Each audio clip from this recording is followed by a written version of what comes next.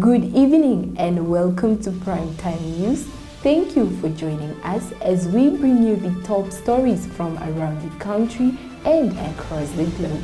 I'm Simsalia Kambonde. Leading the bulletin. A remembrance ceremony was held this morning at Heroes Acre to honor the late founding president Dr Sam Nujoma, who would have celebrated his 96th birthday today. Dr. Nujoma passed away on February 8th of this year. Our journalist Linnea Dishena and camera operator Paulina Stefanis attended the event and bring us this lead story. This day, we should all make an effort to plant a tree in recognition of the conservation drive of our founding president. And it's my belief that many of Namibians have responded positively. The tree planting ceremony is a meaningful tribute to the pivotal role the founding president played in shaping Namibia's history from the liberation struggle to freedom and development. Trees protect, regenerate, and nature. The tree planting ceremony therefore reflects the values President Nujoma embodied, mostly notably in his unwavering dedication to nature, peace, unity, and to promote national development. The occasion serves as a call to action for all Namibians to uphold and carry forward the legacy of Dr. Sam Nujoma, a legacy rooted in unity, peace, and development. Turning to health matters, the Minister of Health and Social Services, Esperance Lubindao, has highlighted the vital role nurses play as the backbone of the country's healthcare system. From national referral hospitals to the most remote clinics, she made these remarks during the commemoration of International Nurses Day held earlier today. Here on the speech, it highlights and says nurses are the backbone of our healthcare system. From the national referral hospitals to remote clinics in the most rural parts of Namibia, from emergencies to routine care, it is our nurses who stand at the front line. I take it as far as saying, for me, yes, I understand that we argue and say, yes, but doctors study longer and all of that, but when you look at the time spent in the wards with the nurses, it is actually the nurses that contribute the most. It is actually the nurses that see to it that a patient that comes in with pneumonia leaves that hospital. Said nurses were not only the heroes during COVID, they are the heroes today. And as a human being, I love the fact that mental health was spoken about today. And I really wish she had had an opportunity to go a bit deeper, and maybe next time we will do so, because the insults that healthcare workers have to go through, sometimes even when you are doing your utmost best, they will still find a way to insult you. They will still find a way to complain about you. And so in as much as I understand and I challenge every single one of us to make sure that we do our part and we ensure that when complaints are raised, it really truly is not me. And I did my best and I gave my all. But at the same time, being cognizant of the emotional intelligence that is needed for a job like this. And I say this particularly to the nursing students at the back. Being a healthcare worker, being a nurse, being a doctor, it is a calling. And nowadays, everybody just wants to do nursing. They don't understand what it took to get to where you are today. They don't understand the demands. They don't understand the insults that you have to go through to get to where you are.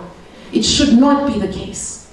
It should not be accepted. It should not be a norm, but We live in a world that is not perfect, and therefore I reiterate that nursing is a calling. And you must understand the sacrifices that will need to be done to get to where the rest of these people in this room are today. Let me also take this opportunity to call upon the Namibian public to support our nurses. Let us treat them with kindness, patience, and appreciation. Let us treat them with the necessary respect that they deserve. Now, in a speech delivered on her behalf at the burial of the late Gershon Kunomundu Kashira, a senior councillor of the Ovambanderu Traditional Authority, President Netumbo Nandi-Ndaitwah said government has lost a pivotal stakeholder and a trusted partner in the ongoing genocide dialogue with Germany. Kashira, a recognized war veteran, passed away on 27 April 2025 and was laid to rest on Sunday at the Ovambanderu Heroes Acre, also known as Orumboro Vapangurwa in Okahanja. Zebald Ngaruka attended the funeral and filed his report. Her Excellency the President also is very well aware and knows the important role that the late Omutengwa Orata Gershon Kashirwa has played as a chairperson of the Ovambanderu Ovaherero Genocide Council in being the bridge between the genocide-affected communities and the government and their government. When she took office, Her Excellency reiterated time and again that she is the president of all the people of Namibia. And to that end, she is asking us to work together as the people of this beautiful country to take our country forward. In a speech read on his behalf, former President Hifikepunye Pohamba said Kashira was deeply respected and loved by his family and by many other Namibians. The former head of state said that the late Kashira was known as a generous leader, a man of integrity, a humble servant of the late Chief Munyukungu Vauva II. He also acted as chief of the Ovambanderu Traditional Authority. Pohamba recalled Kashira's dedicated services to the Ovambanderu community, including accompanying Chief Nguvauva on trips to Zambia before independence to meet founding President Sam Nujoma in exile during the liberation struggle. The former president said records show Kashira left Namibia in 1984, traveling through Botswana to Zambia, where he met the SWAPO leadership and attended the SWAPO party's consultative conferences in Lusaka. Pohamba added that Kashira, affectionately known as Omutide, joined SWAPO's liberation movement during the colonial regime. He noted that the Ovambanderu community faced hardships such as the denial of basic amenities like diesel and borehole parts due to their alliance with SWAPO. Simsole Kambonde reporting for Nampa TV. On to neighboring South Africa, South African Foreign Minister Ronald Lamola says white Afrikaners who have accepted resettlement in the United States did not face any form of persecution in South Africa. His comments come hours after a first group of 49 white South Africans flew out of Johannesburg following U.S. President Donald Trump's offer to grant refugee status to white Afrikaners. As I've said already earlier on, they can't provide any proof of any prosecution because there's of any persecution because there's none. There is no any form of persecution to white South Africans or to African South Africans, and we are glad that a number of organizations, even from Afrikaner structures, have denounced this so-called persecution. But it's South Africans who have made their own choice in terms of their right to go to any other country, and in this regards to the United States of America. So at this stage, the South African government will apply its mind in regards to that matter. Stay tuned for your top roundup, followed by the business segment afterwards.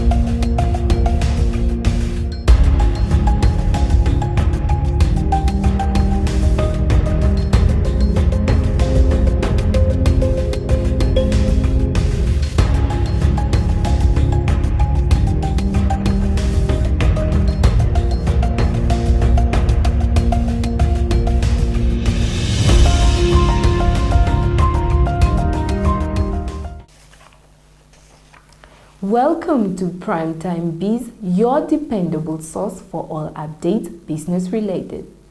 Bank of Namibia Governor Johannes Gavahab has called on Namibians to see the national currency as more than just a means of transaction, but as a symbol of collective dignity and national sovereignty. He made these remarks today in Windhoek during the official launch of the newly modified $50 banknote. I urge all Namibians to treat our currency with the respect it deserves, understanding that it is not just a means of exchange, but also reflection of our nation's pride. As I conclude, I would like to share a quote that is quite important about money and what it represents. And I quote, "Money is not just a measure of value, it's a measure of trust. And trust is the foundation upon which every great nation is built. The entire financial system is built on trust and on confidence." With the unveiling of the modified 50 Namibia dollar banknote, we are reaffirming our commitment to the enduring values of security, trust, innovation, and national pride. The United States and China agreed to temporarily slash their tit-for-tat tariffs, with the U.S. rate down to 30% and Chinese duty cut to 10%, the U.S. trade chief said. Following a weekend of trade talks in Geneva, U.S. Treasury Secretary Scott Bessent and Trade Representative Jamieson Greer told reporters the sides had agreed to temporarily roll back reciprocal tariffs by 115 percentage points for a 90-day period. Take a lesson. We have reached an agreement on a 90-day pause and substantially moved down the tariff levels. Both sides on the reciprocal tariffs will move their tariffs down 115%. And just like with all our other trading partners, as long as there is good faith effort, engagement, and constructive dialogue, then we will keep moving forward. With this agreement, we come to agreement that our reciprocal tariff rate will go down to 10% on the United States side, so it goes down 115%. We enter into a 90-day pause period for negotiations, which which both the Chinese and the United States are very committed to. And the Chinese on their side also go down 115% to 10%, and they remove the countermeasures that they have in place. We retain our 10% global baseline tariff, which we have on other countries. We have, in addition to that, previous measures that we've retained, which have been, frankly, effective in reducing the U.S. bilateral trade deficit with China over the past few years. So that leaves us in a very good position all in with respect to measures on Chinese imports, but more importantly, leaves us in a constructive path forward to have a positive conversation with the Chinese. Let's now consult with the weather oracle for tomorrow's countrywide weather forecast.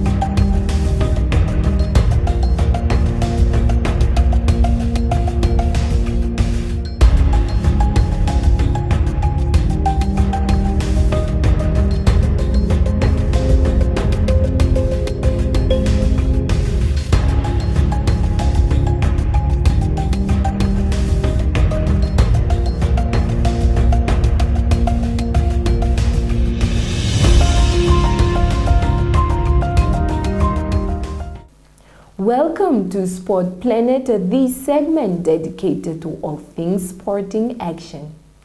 The La Liga Clásico kicks off our sports segment. Barcelona coach Hansi Flick says that the win was not easy after his team edged Real Madrid 4-3 in a thrilling La Liga Clásico. Putting one hand on the title, AFP has more. I think it was not easy, but the mentality of my team is unbelievable. It's really great to see this, that they have the power to come back, and it's really fantastic. It's football, you know, don't know what happens, but we are in a good position, and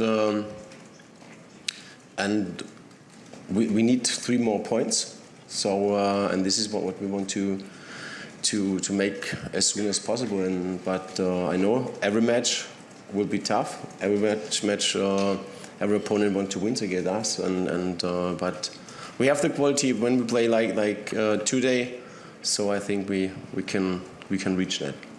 For me, it's not always fun. So for me, it's sometimes I've really suffered a lot. But at the end, I'm really happy what we are doing.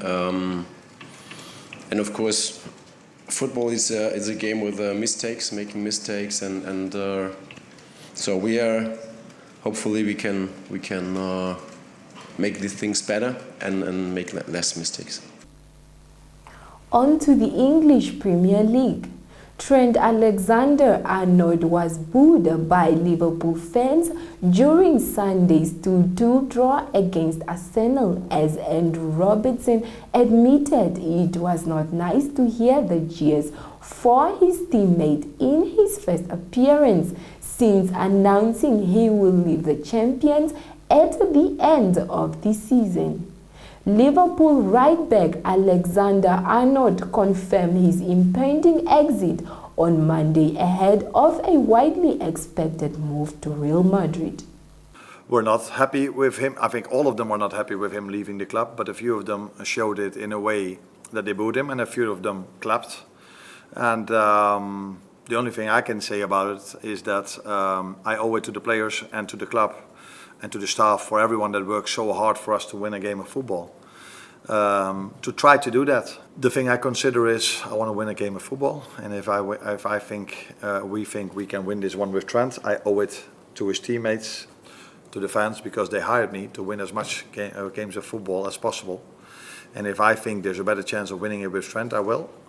If I think, which I don't think, it's a distraction or whatever can happen for us not to play a good game of football, then I might make another decision. But I think Trent showed today why I brought him in, because he was very close with a few fantastic crosses for us to win the game.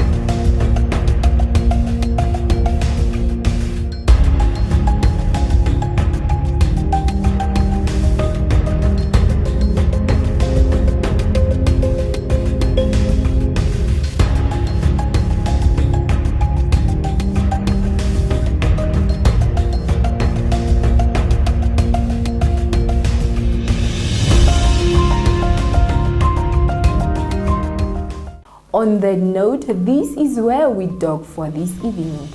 Much appreciated for having cruised with me. Primetime News will be back tomorrow, so make sure to make another day thank.